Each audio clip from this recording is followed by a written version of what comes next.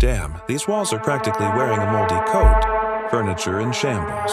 Ceiling fans hanging on for dear life like wilted flowers. This apartment is like entering a nightmare. We're talking years of neglect here, creating a toxic environment that could knock you out cold. If you ever even think about buying a new place or renting an apartment, I cannot stress this enough. Get a licensed mold company to check the air quality. Sure, you can clean up the visible mold, but that doesn't mean those spores and mycotoxins aren't still lurking in the air, ready to wreak havoc on your health.